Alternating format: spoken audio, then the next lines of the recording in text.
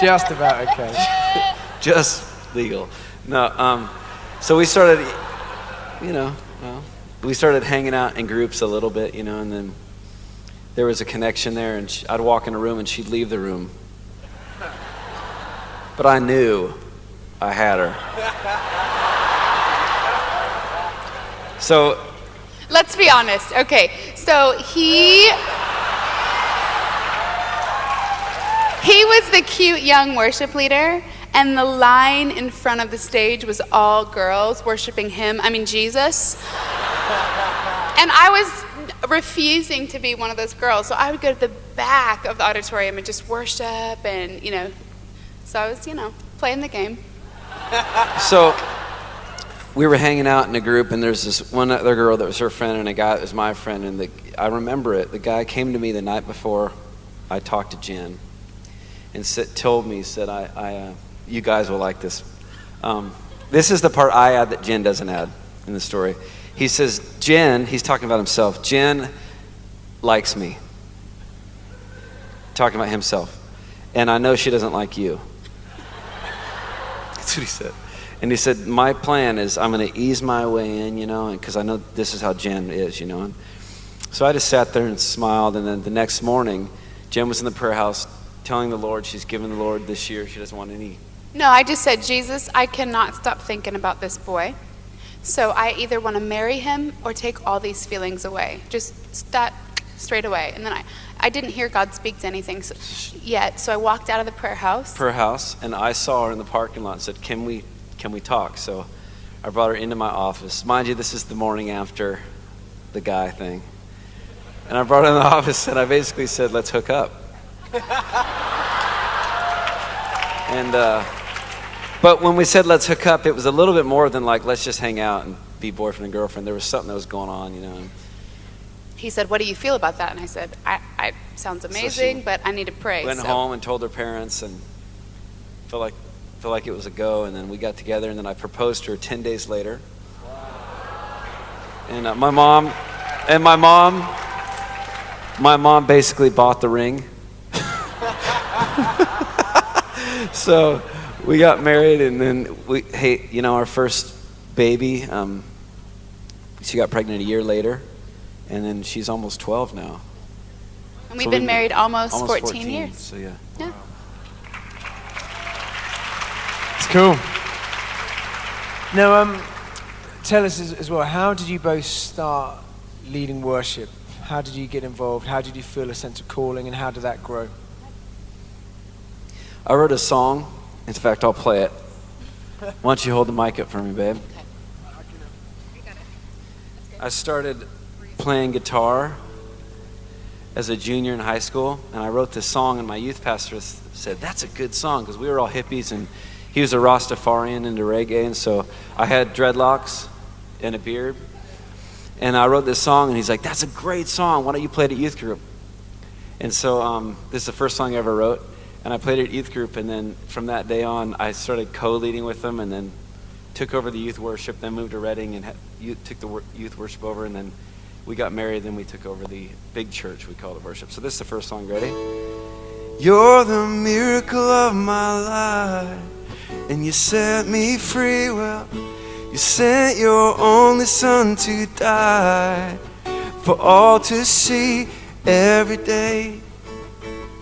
When you're on my mind, you are everything that I need and more. You know what I'm saying? You're the miracle of my life, and you set me free. Well, right? It's good, man. So you got the dreadlocks and the whole. There you go. There's my story. So that's how you, and Jenn, what about you? For me, we both grew up in church and have loved the Lord our whole lives. And I started playing the piano when I was 5 and singing my first solo at a Women's Aglow meeting. I don't know if you have that here, but and so I just have always loved worship. And I started really becoming passionate about worship when I was in junior high, and a lot of the vineyard, and just really God was stirring my heart for that. So same progression though. I led in children's church, and then I led in junior high, and then high school, and then big church. And so, just kind of wherever I could serve, I served home groups, and both of us were very influenced heavily by so many streams, the vineyard, this team, just all over the world, just Hillsong, just so many Delirious. We ate it up, anything that was worship and fresh. We were at the bookstore waiting for the album when it came out, and just have been so influenced, and we're just so grateful too for just the movements all over the world that are worship, that have just been going for it. So.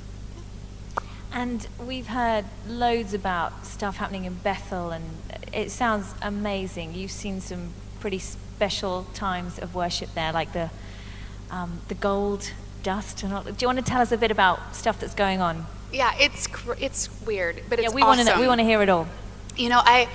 We've seen amazing things, and when you grow up in church, you get very, I don't know, you see a lot of stuff, which is amazing, but we've seen the freakiest stuff that we don't understand. And this one time, the whatever you want to call it, glory cloud, whatever, this swirling mist of gold, I don't even know, it looks like a Van Gogh painting. It's just incredible. And it just... So just explain, because if people might be thinking, what are they smoking? What?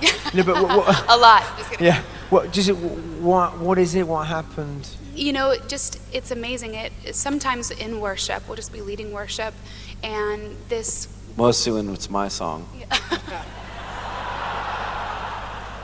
Of course. That's a joke, not serious. Yeah, we knew. Kind of serious. Oh goodness. So it's all of a sudden we've noticed it starting mostly in worship, sometimes during preaching, but just this gold swirling mist will appear, and it's not glitter, it's not, it's unexplainable really, and and what's amazing is whenever it shows up, spontaneous worship just breaks out in the room, and people just start worshiping, and it's just absolutely incredible. And it had happened a few times, and you just see people on their face, and people worshiping, some people crying, some people dancing, some people laughing, and we just let God do whatever he wants. And his dad said, we don't know what to do here. Let's just let God be God and just worship. And so this friend of ours, they had joined the team, our worship team, and I'm very pastoral, so I'm always checking in. How are you doing? This is weird. And so I just kind of was checking in with them, and people are just worshiping all over the room, and this cloud is just kind of swirling. And I just said, hey, you guys, I don't really understand this, but I love it. And they were like, yeah. And my friend's very wise, and he said, the children of Israel probably didn't really get the pillar of fire, but it was there now, wasn't it? And I was like, touche, So I think we need to be expectant. We haven't seen anything yet. God said greater things will we see in our day. And I don't know about you, but that's what I'm hungry for. I haven't seen a sea parted yet. And he said even greater things. So I think we need to be expectant. And I think what you're hungry for, that's what you will eat. And I'm hungry for the things that I can't explain. I'm hungry for the supernatural. I'm hungry for those moves of God that my little analytical mind can't figure out, but I love. So I think that just having that heart that is open and willing to not know what to do with it, but yet want it more than my fear of what it will look like.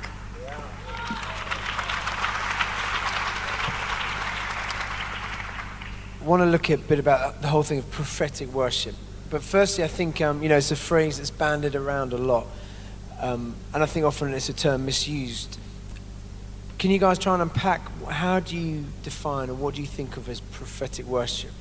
Well, I think anything that has the breath of the Spirit on it, it could be a rehearsed song or an already written song in the right moment. And a lot of times I think we can get it wrong with thinking that it's just a spontaneous song, And that's not true. I mean, it's the song with the breath of the Spirit on it. It could be, here I'm to worship in the right setting. the right timing, to where it just unlocks that element in the room. You know, I remember hearing a story of Tim leading at Toronto, and I think I forget who came up, and they had a little chat, and then he went into Agnes Day, however you say that song, Mike W. Smith song, and then the room just opened up. And that was a prophetic song for the moment. And I think that if we take all that mystery and that weirdness out of it, it's basically that. And I think for spontaneous, and Jen does a lot of this, but it's just keeping your antenna up, and in the room you get into that Selah moment, which is that moment in between songs where you could go right or left, and you're in that pause moment, and you're just kind of feeling it out, and you're like, I'm just kind of hearing the name Emily, and hearing like, you know, her offering is surrender, and then maybe you see like a picture of like what's that lady who's really famous, Mother Teresa, her life, right, was a life of surrender, and maybe you get a snapshot, and you're not overthinking it, overanalyzing it, but you're just going with the flow, and you take a step out, and you're like, and you sing it. Now I realize a lot of you in your churches probably can't do that, but you can tiptoe into those little moments where you can make up a song on the spot, like a little chorus or a little melody that everyone can sing, and they don't even realize they're stepping into a prophetic moment. Yep. And a lot of times that's what we do, you know.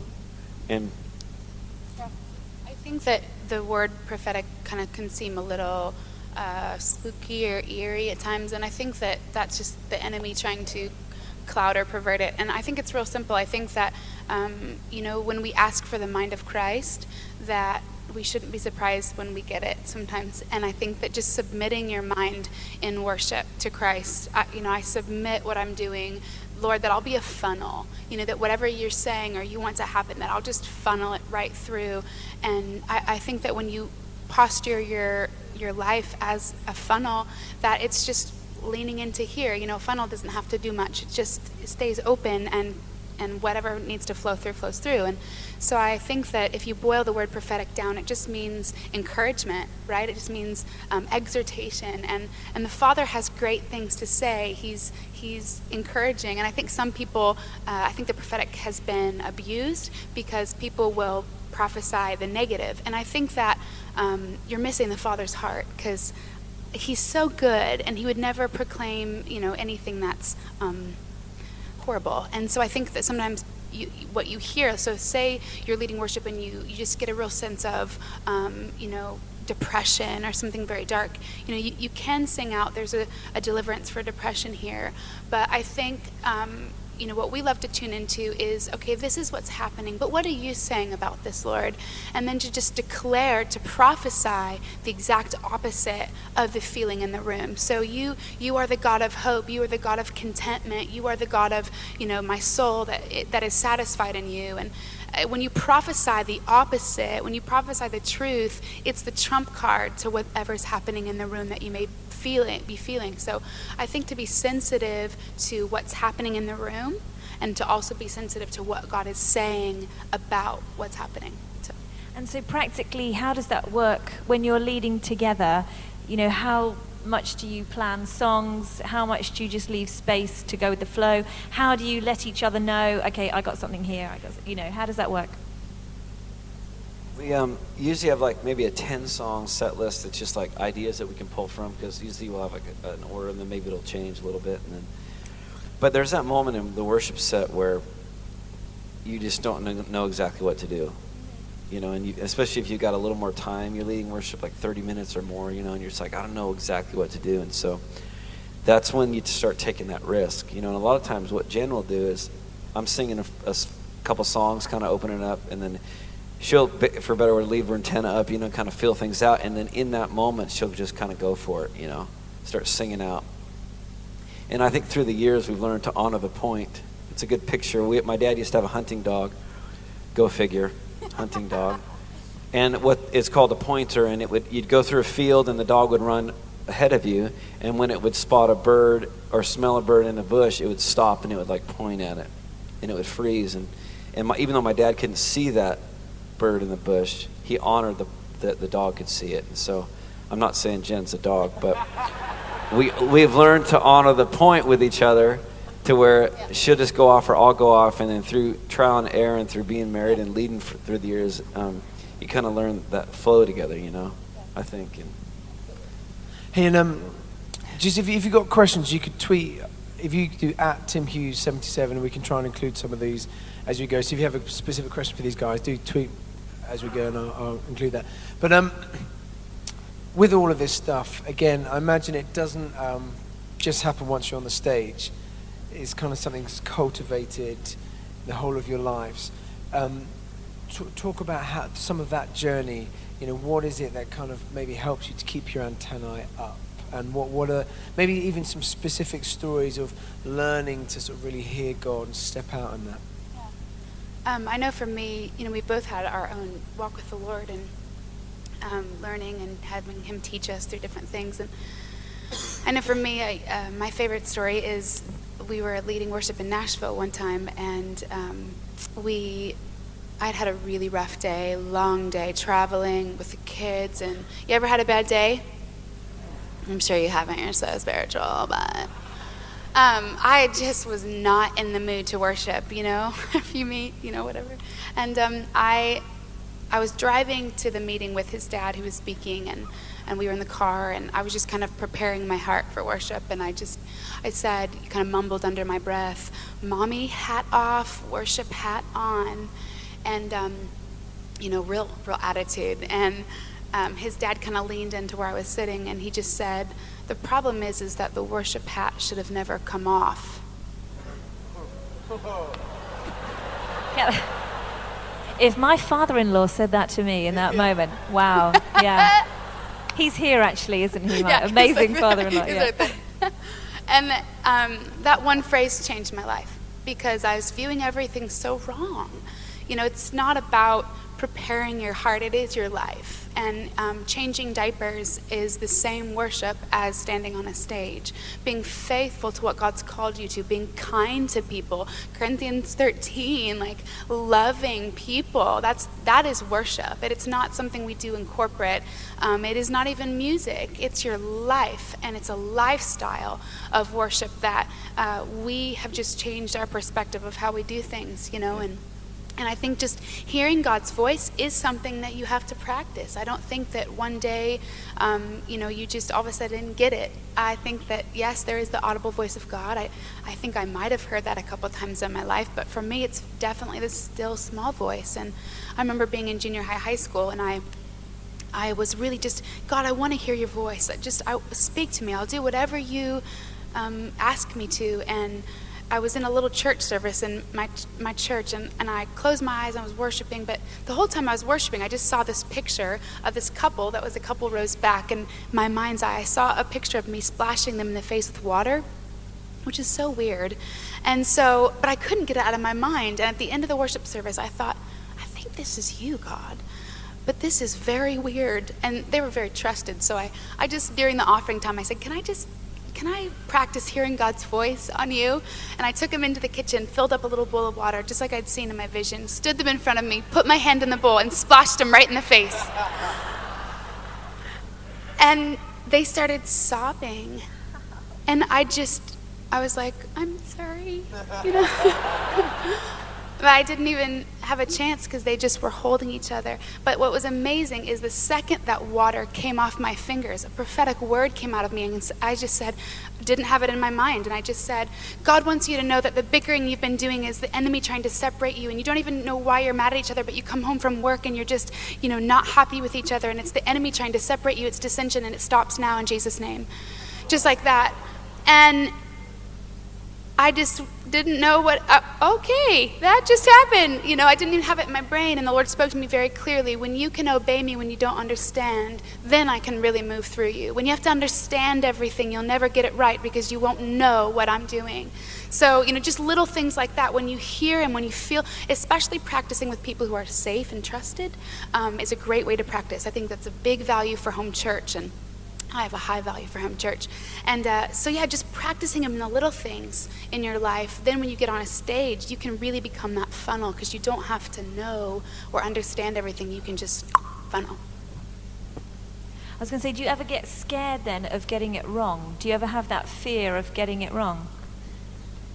Always, but I think you have to want the risk of hearing him to outweigh the fear. And I think that courage, just asking God for courage, because courage is supernatural. Boldness, it's supernatural. And I think just asking him, when you have that confidence of, I care more that I'm going to go for it than the fear of failure. That's such a big step. It's a chicken line. It's something that you have to cross over. I remember being 11 in a little chapel in my Christian school, and no one was raising their hands, but I wanted to raise my hands, and everything within me. And I just remember standing there at 11 years old going, why do I care what they think? And I remember that day crossing over that line, and I just shot my hands up, and I just was just worshiping. And I knew I would look so stupid, but I didn't care. And I think every person has to come to a place in their life where you step over that line, where you care more about worship and being in his presence and going for it and representing him than what it's going to look like. Amazing. Brian, what about you? How have you kind of grown in this stuff, perhaps away from the stage? Because it seems there's different temperaments here as well. We're the same, dude. What am I trying to say? We're exactly the same. Yeah. Personality, temperament. Exactly. No, I'm kidding. I think, Jesus, if you study the life of Jesus, he didn't swap into ministry mode before the service, He just kind of lived his life in ministry mode. And a lot of us are like, how is that even possible? It's because I think we're approaching it different. We're approaching it from a mountaintop experience perspective, when we feel, sometimes when we're in worship and you're like, if I could just, it's like everything is heightened and your dreams are alive, your visions are alive, your attitude's good. You know what I'm talking about? That moment where you're in worship and then you make all these decisions. I'm going to do this, I'm going to do this. And then you leave and you're like, not really. Did I mean that? And so it's I think we live from this mountaintop experience where from that we do ministry, and from that we're really anointed. From that posture, God can really move through us. And the truth is, it's not really how it works. God will use anyone, and Randy Clark, a friend of ours, says, God will use little old me. And I know lots of times in my life where maybe the emotion isn't there, but I feel like stepping out and doing something for God, or saying something to someone, or even singing a song that I didn't, whatever. I just heard the small voice of the Lord and sing it, and then watch God do his thing. And I think if you have that perspective in life, you'll see mountains move, because we're so attuned to our emotions. Yeah, and I don't know if you guys can both. There must have been times you stepped out and it's been wrong. Yeah. Please tell me that's the case. Okay, here's the key. Yeah. I think the thing is this, and you touched on this earlier, is when you say, thus saith the Lord, and it's wrong, there's a problem. It's a huge problem. But if you don't say, thus saith the Lord, and you let it becomes right because it's right, then it speaks for itself. And there are lots of times but we try to create a culture around you where it's that culture where we're all in this incubator, and we're all learning, and we're all testing, and we're all trying it out, and we're I get a word for someone, hey, I got this word for you, I just sense this thing, or I feel like the Lord is saying this. But you leave yourself, it's that vulnerability, that humility. It's not, thus saith the Lord, and if it's not right, I don't care, it's right. That attitude is where you get where And I think it's important to cue in. He wants to hear where we went wrong, though, too, huh? You're yeah. Oh, you want to hear flops? Just make sure, we are recording this, aren't we? Just because this is a joke. I got to tell a story. Okay. This is so good. Oh, no. It's not good at all. I'm sitting on the edge of my seat for this one, because you like this one. Do you remember this one? What? Lou Engle? Oh, God. So this is You're gonna back like in the day, this and one. I was an intern in our youth group, and we went to this thing, and it was an outdoor event. It was 100 degrees. It was just, and Lou Engle, if you've ever heard of him, he's a revivalist preaching, and snot's coming. It was just nasty, but passionate, going for it. And he told all the leaders, the leadership team, go out and just start praying, laying hands on the youth and praying for them. How old were you? I was 18, and I was intense, and I went out, and I this 12-year-old boy, and I just stuck my hands on this 12-year-old boy. And it was just the way that I stuck my hands on him that's the thing. So, well, I'm not going to do it. Yeah. I just put my hands right here and on his back, and I was praying for him. And I'm prophesying Daniel and Jeremiah and for 15 minutes, prophesying. and there all these people come around. Yeah, and they just kind of just surrounding me, and it was kind of an awkward thing. I looked up, and they're just kind of looking at me. So I walked away, and I realized it was a girl. And it was just terrible. I hid myself the rest of the day. It was so wrong. Is that what you were wanting? Is that hit the mark? It was so wrong. So Wow.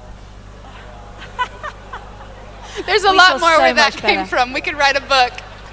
I was just going to ask, I mean, it's one thing when you get it wrong, you know, and we don't want to emphasize on the getting it wrong, because it's amazing, obviously, when you get it right.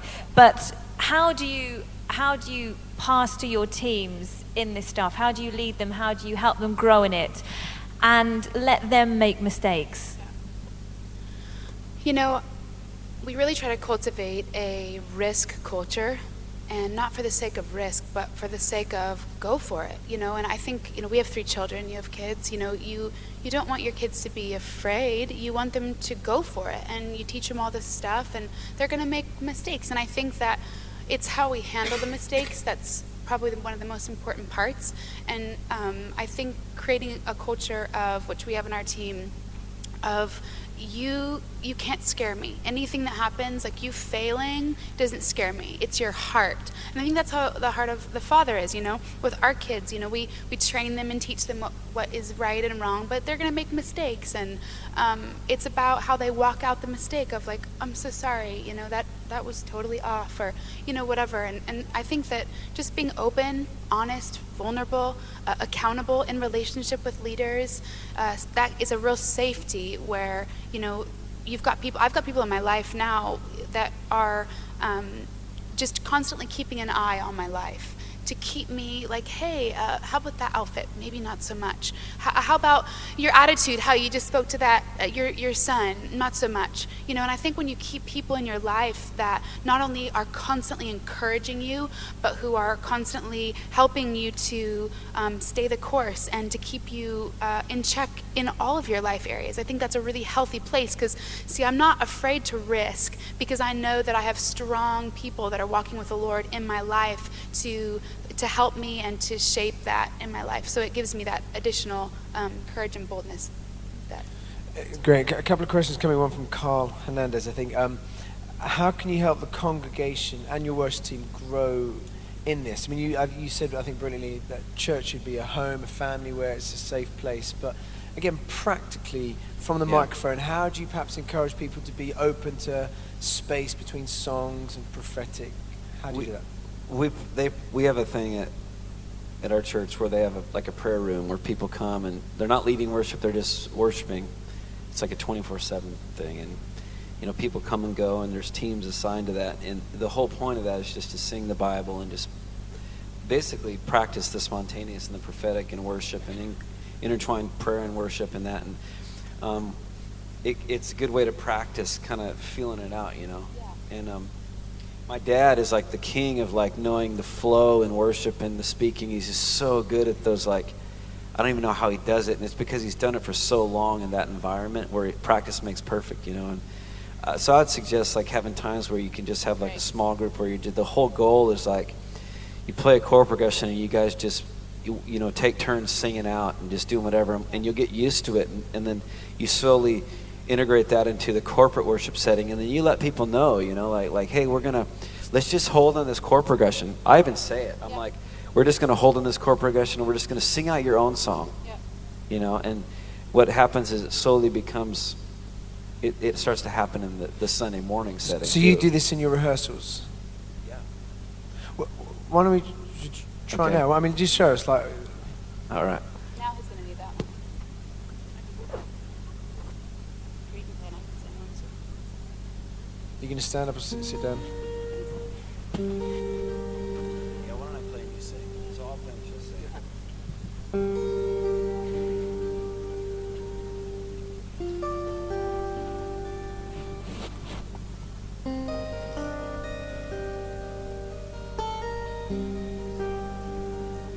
We breathe you in.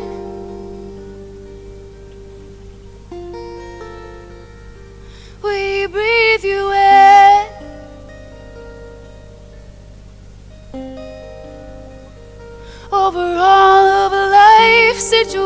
nations, over all of our cares, we breathe you in.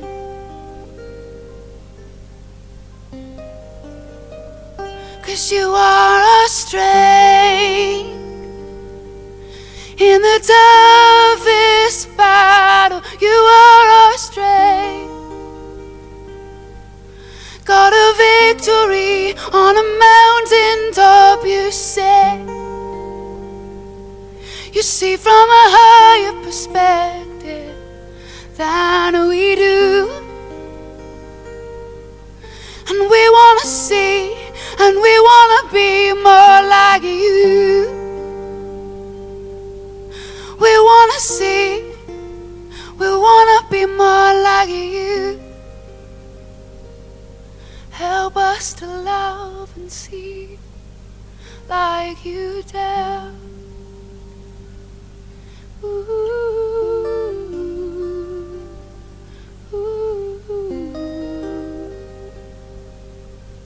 We want to fly, soar to higher heights with you, above all these lofty things, above all these earthly things. Higher, higher, higher with you. Take us to depths unknown with you. You are calling us to the greater things, to the supernatural, to be natural, and everything in the little things to be more like you.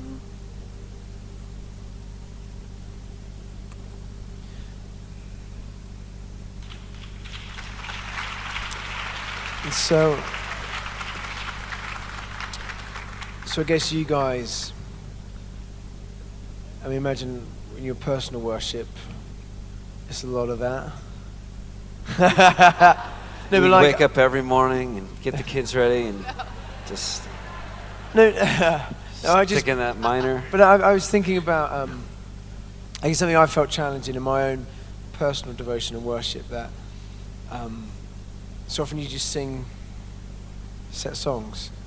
Actually, the power of just releasing and what you start to step into there, you then can walk into in the public place. I think for me, it's like getting used to my guitar and not just learning all the scales, but learning how to play it, learning the voicings, and like so that when I get out in public, I know that like, okay, when I go from this chord to this chord to this chord, it's going to sound, and then I can tag off this chord into a little walk down into the same. You learn like, kind of learn your instrument a little bit. That way you can go off the page and everyone's like, was that a song? And you're like, I just made it up, but they, you know what I mean? You So all of that was just made up on the spot. He was playing whatever he felt, but it was a bit of a pattern, and I just sang whatever I felt.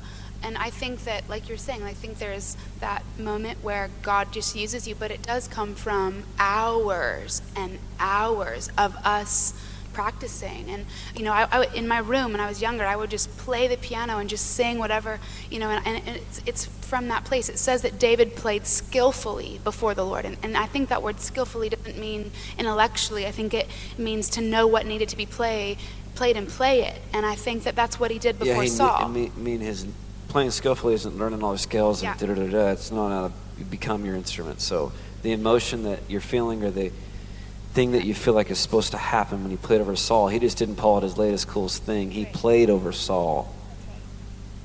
And a question from Nick Law about how you begin to facilitate and release some of this in a church setting where maybe they're not comfortable or there's fear around the prophetic. And obviously at your church, you've developed a culture where there's an openness, but you must have led places where people are like, what are you doing? And how do you encourage some of this in those contexts? Well, I think you're still whether it's a prophetic song or a song in the set list, you're still leading people, you know, and you're not leaving them in the dust, and you're no matter what you're doing, you're always taking that temperature in the room, like how's it going? Are people from the back to the front?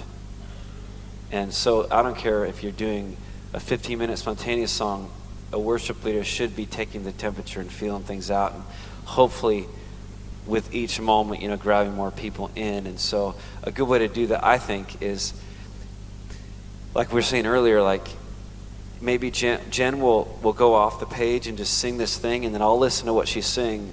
And so what I remember her singing this from this set is, help me be more like you, yeah, more like you. Something that we could all sing together, and I'll take something that kind of sums up what she's saying and create a little hook, kind of like, here I'm to worship, like the best song ever, right? Make a little hook that that it includes everyone. So we're kind of going off the page a little bit. We're bringing everyone back in. We're going off the page, and I think there's a humility that we need to have when we're leading worship, realizing that we're not just leading the first row of hipsters that want us to be rebellious, but we're leading grandpa and grandma, and we're leading the 45-year-old mom that had to get 15 kids ready for church when we're leading worship. And so it's kind of like singing in a song that, one of the keys of Tim and Matt and Martin, all those guys, that they wrote songs early off where they were simple melodies that everyone could sing. And I think the prophetic doesn't always have to be this elaborate, crazy thing. It can be a very simple thing that everyone can sing. And if a worship leader that's going to go off into spontaneous prophetic land, keeping that in the forefront of like, the goal of this is to not only show God to people, even the most wounded person in the room, but also so that wounded person can have a moment and a chance to respond because of a moment that happened. I was just thinking about what Matt said earlier about the connection between worship and evangelism. And you know how the prophetic can seem weird sometimes. And I'm thinking of that moment that I brought my friend along to church and she's standing next to me and it all goes really weird. And then also the contradiction of people who we know who have come to church for the first time and they just find themselves weeping in worship and they don't know why. I just wonder if you have any experience of that, people coming to know Jesus through prophetic worship. I used to lead a street ministry before we were married, and every Thursday night we'd go out and I'd tell them, we're not going to evangelize, we're just going to worship out here. And it wasn't like, we're going to worship for worship's sake, we're going to worship for an atmosphere.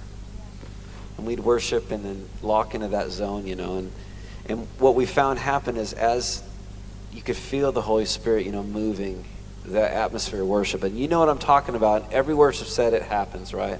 Some worship sets, it doesn't happen, but the goal would be that there's that moment where it's like that thing settles. And when that would happen out there, and people aren't accustomed to that in the world, that's the thing that we have to offer the world. And we had several times where people would just come in and they would ask questions, what is this? We weren't singing an amazing song, but they're, what is this? What is that thing that's happening right now? Because they don't know what it is. And, pour their drugs out in the trash can and get saved. Because we didn't evangelize, but worship and evangelism are very connected because people are born to respond in worship to a God that maybe they don't know of, but they're born for worship, to worship something. And our goal is to point people in the right direction. And I think that, that's what when people come in and they encounter God and worship and they cry, they don't know why. Like, what is this? What is this? They're born for that. It's innate. Yeah. Worship is a result of creation, not a result of education. We are created to encounter a God. Even the demoniac on the island worshipped God with a legion of demons or 2 legions of demons in it. He was able to worship God. A few questions coming in. Obviously, with the prophetic, there's something amazingly exciting, and it can't be contained or controlled. But also, there's potential for some of the excesses of our humanness. Again, how have you learned with some of the accountabilities? Maybe it's people on your team who take it to extreme, or a singer who does weird things, or what is the balance you have? We've sung a lot of weird stuff. Yeah. We tell them. We'll just tell them. The team. So you'll just sit and say, that's never going to happen again. No, but Do you take them hunting with you? Is that what you do with them? Is that? Say, come on, we need to hang out more. No. We'll tell them, like, hey, that felt like it went a little bit long. Or we'll point out, like, typically, like, this right here was really good. But sometimes what I find happens more and more in our culture is you'll beat that dead horse, and you'll beat it, and 10 minutes later, you're like, that song should have ended 10 minutes earlier. Yeah. So we're always kind of like feeling that. And so we'll give them like this right here was really great. It felt like it went a little long here, and you could feel it in the room. Did you feel that? And you try to explain to them, like, did you feel that? Okay, so just be careful of that, and next time, Just and coaxing. I do feel like some people are born, though. I do feel like there's a difference. Some people are born. They're like, God call, it's like there's a call in their life for it, and they just naturally can get it. Yeah. But I do feel like we can all grow in it, The other thing I'm fascinated about, and I think you guys have really brought it back into the church, there's a lot of conversations here about men and worship and intimacy and worship, and men can't sing "I love you, Jesus," all of this kind of stuff. And then last night you were singing, one of the tweets for how not buff was the look at this will encourage you, Brian, and Wayne, I know it was you, Cadman. Brian is a tank. Does he use protein shakes? Not anymore. Look at that. Look at those guns. Go on, get them up. It's been a year. No, I'd have nothing now. I haven't worked out in forever. Arms of doom waits puts me to shame. No. Anyway, so Brian, that was a former life. You got guns. No, he does have. I'll talk for you because I'm married to you, but he has a really healthy, in a good way, like manliness. Like he's very well rounded, and he it's good. It's healthy. It's good. But yet he's really passionate and loves the Lord. I do also remember he did leave at my house once, and that moose thing that helps you tan. Tanner. It's great. Tanner, yeah. Absolutely. Yeah. So there's a rounded. Mix. There's well-rounded. You got it both, haven't you? Guns. It's about confidence. Guns and tanning lotion. It's about confidence. You're like this glorious mixture. But anyway, really, well-rounded. Really, my question. Well-rounded. Yeah. Really, my question is, what do you guys think about that intimacy in worship? Because I think a lot of what we're talking about here in terms of the prophetic and going beyond singing songs it's about relationship, isn't it? It's about a connection and engagement with God that which involves an intimacy. So maybe you could speak into some of those songs. Do you think the church needs to keep singing them? How do you handle some? Because you must have that in Reading. Guys, you're like. It's interesting because it's all perspective, and everyone's from different walks of life. And some of you, you've been abused growing up, and some of you were raised in a really godly home, and some not. And you got all these.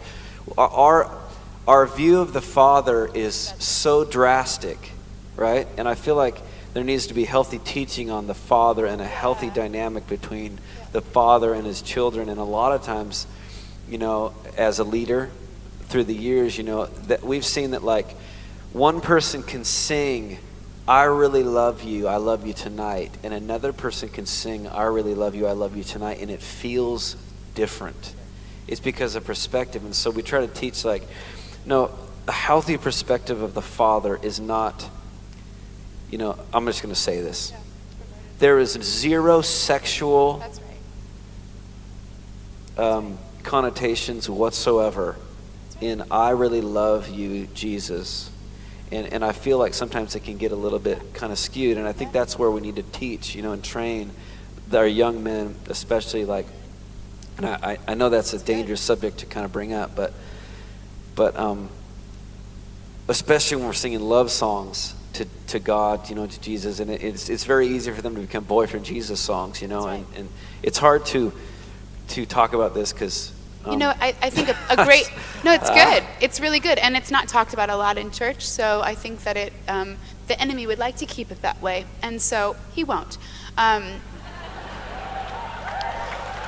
I'm tired of things being secretive, and if something is hidden in your life, especially something with wound, it festers, and if the enemy can keep you covered and secretive, he'll just keep you sick. And rip that Band-Aid off your arm and pour alcohol in that wound and get help, get cleaned up. And So, but I think this love thing, I really love you tonight. You know, I watch my kids with Brian's dad, who is this incredible papa. I mean, they love Santa Claus without the beard. Exactly.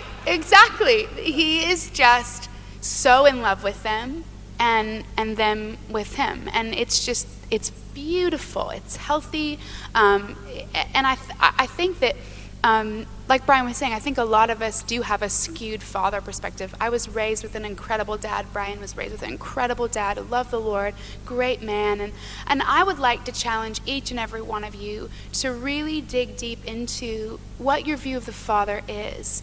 And so many people place, without even knowing it, their view of the Father on their experience with their own natural father. That's without right. even knowing it.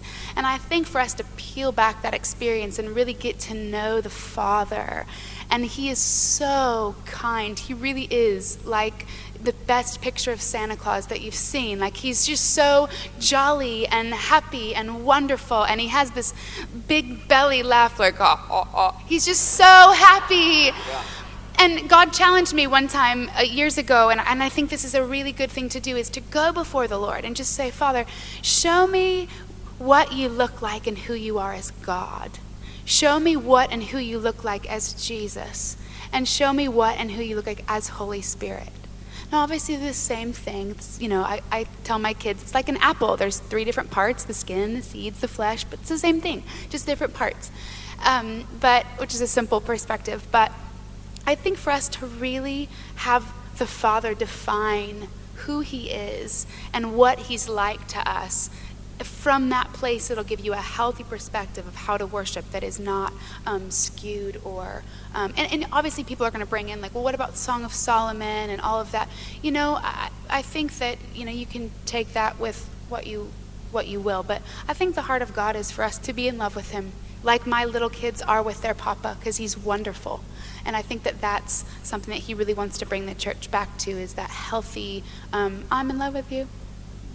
So good. You've talked a bit about family life. You've got 3 kids, and you know, you work together. And how does that work? Yeah. Like, when you find out, yeah, when you find out, let us know. Yeah. I imagine there's a juggling act that goes on. How do you know how much? We talked about the hats, and of course, it's always the worship hat. But there are kind of little, there are hats. So how do you work out how much is family hat? I'm not explaining that very well. You all know what I mean. We get it. I think I finally realized that I can't work like a typical person in ministry where their wife stays home and takes care of the kids and doesn't involve with the ministry thing. Because we're like in tandem, we're both doing it together. And I finally realized, like, so what if I go in 3 days a week or work 2 days a week and then she can do the other? Like, that's how it is. And when I think I finally realized that, like it's never going to change. You know what I mean?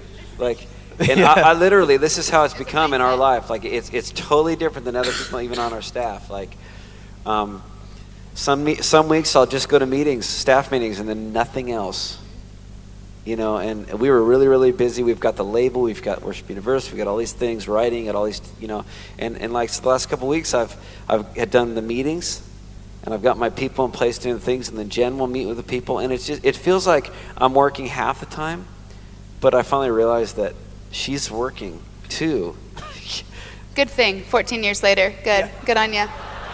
Because for a guy, that's difficult, right?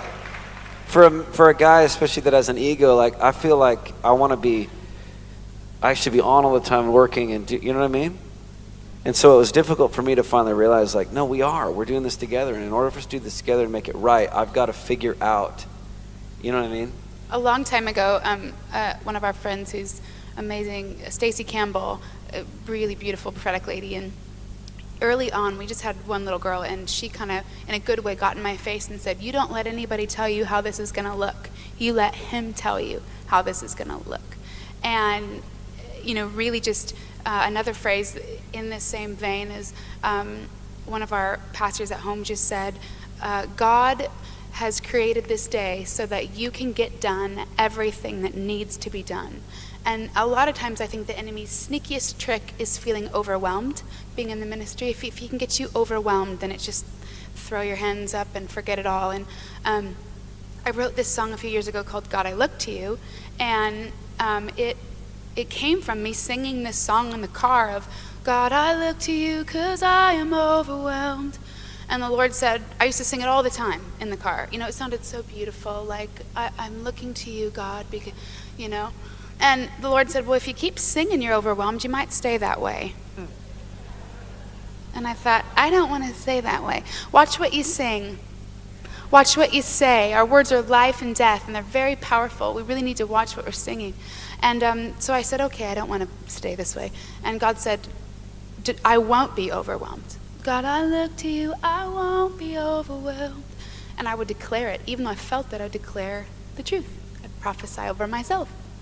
And I think in ministry for us, it's really been on almost a weekly basis, us redefining what will this week look like, you know, and so many cookie cutter schedules, the 9 to 5 or whatnot. I think you just need to submit your life to the Lord and your schedule of how is this supposed to look for us, Lord? And there have been seasons I've been home and done nothing but led worship on Sundays. And then there's been seasons, now it's very different. Our kids are all 3 in school, so it's different. But a few years back, about 5 years back probably, I had about 4 things in my life that I was really passionate about. Finishing this book that I'm writing, and doing my own album, and starting a talk show, and just all these different things. And I knew that I'll do them in my life one day. But I watched the Lord as I was praying over it. I watched a CD player, if you will, and I watched all these different things kind of pop up, and I watched the Lord push pause on all of these things.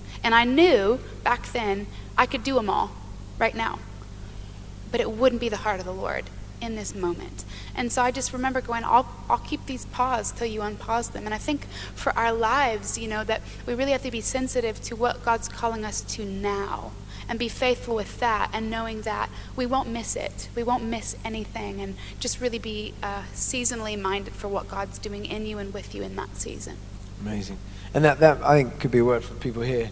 Might be things that you need to press pause on, and you know, give them a break so that we focus on the big things. Hey, 5 minutes, and what I'd love, just as we close, is for each of you, I mean, if there's anything specifically you feel you'd want to encourage us in, or even prophesy over us, something you maybe got a sense of what God's been speaking to you about the UK and beyond, or about this gathering, we'd love to hear it.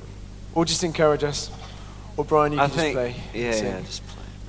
I think not forgetting the things, you know, every one of us have a goal and a vision to become. You know, we're here to learn. We're here to, we haven't, none of us have arrived, right? And the goal is to arrive. Well, I don't know if that ever really happens, but Heaven. Yeah, heaven. But in your pursuit for excellence and becoming a better worship leader or in ministry, whatever, don't forget the things that got you there. You know, those moments with the Lord where there's a humility in that, in the quiet place, in the secret place, where even if it's just that 10 minutes or 5 minutes where you turn your affection towards Him, you get off the stage, let's say you do really good and you start being elevated and people are patting you on the back and you write a good song and, you know, it starts to work for you. Have those moments where you and the Lord know. I'm going to get choked up. Where you remember and you let Him know that you remember that it's all from Him, you know, and it's all for Him. And I think that's the most important thing, not forgetting the things that you learned on the way, and then when you arrive or whatever, that you continue those things. Because you can get swallowed up in all this stuff, you know, and kind of ride on the momentum. And, you know, my dad always, it was 10 minutes to pray, I'll spend 8 minutes in worship. And, you know, because when we worship, our perspective changes for life in everything. So, go ahead. I just have 2 quick things. The Lord showed me this picture a few years ago of what happens when we worship. And I just saw the Lord in heaven, and I saw, as we would worship, I saw our praise rise to heaven, and God would absorb the praise, and it would it would just kind of resound, and we would say, God, you're amazing, you're wonderful, you're glorious, you're magnificent, all these things. And he would just, it would resound in who he was, and it would, in the same motion, prophesy to the world, this is who I am. This is who he is. Our word is, when we say those things, it's not just telling God, it's prophesying it over the world in the same sense, and prophesying it. And so that was kind of one part of the picture, is we were just telling him out of the affection of our heart, this is who you are, God, and at the same time, the whole world. And the other part of the picture is the Lord had this mirror in his armpit. Does God have an armpit? I have an armpit. I made in his image. I'm going to go with it. I don't know. But he does now. Yeah. So he just had this mirror under his armpit, and as we would worship, that one scene was happening where he was just declaring who he was through us. And the second picture is, as we would praise those words, you're amazing, you're wonderful, you're incredible, they would come and they would hit this mirror and reflect back to us, and he'd say, and so are you, because we're made in his image. And what you worship, you become like. So watch what you're singing. Because we have 3 kids, and we don't want them to come to us and be like, oh, I'm so horrible, Mommy, but I'm glad you love me. You're so great, Mommy, but I'm so awful and worthless, but I'm glad you love me. I mean, can you imagine? That's the worst thing in the world I want to hear from my kids, even if they're acting like that. I want my kids to know who they are and to walk in that. And so not out of an arrogance of heart, but I want my kids to know who they are. And so when we come to the Lord and we tell him who he is, that's who we're called to be also, because we're made in his image. So just that worship, that mindset of when you're singing out, it is not just to sing. You are declaring who God is. And in that same motion, as you declare it, you become like the one you worship. And I think the other thing is just exactly what Brian was saying. The Lord showed me this picture about a year ago of after we were done leading worship, we would walk off the stage. And you kind of rehearse how the night went in your mind, as anyone would. But the Lord, I had an encounter with him after one night of worship on the back of the stage. His presence just fell on me, and I just sobbed and sobbed at the goodness of God and the faithfulness of God. And the Lord started talking to me about what we do in the progression of getting ready for a set and then after. And the getting ready part, Brian says it's like a perfect vacation. You prepare for it the best you can, but once you get on vacation, it's kind of anything goes, and preparing well and then just letting God. And then after that, after the worship set, I saw his heart about our criticism for ourselves and how we can become so, oh, well, this went right and this went wrong. And I just saw us come off the stage from the heart of the Lord, and that we would take what happened during the set and lay it at his feet. All the good, all the bad. And I saw as we came off that we would celebrate all the good that happened, everything good that he did, and that we wouldn't even talk about the negative things. And how we kind of depict the night, and the enemy can so easily sneak in with celebrating the things that didn't go wrong versus the Lord getting the glory for what went right. So just keeping in that mindset of when you're done leading worship, don't self-criticize yourself. Celebrate what God did and lay the rest at his feet. Just remember who it's about and who it's for. Brilliant. Well, Brian, Jen, it's been incredible to have you with us. Thank you so much. Let's just give them a huge thank you.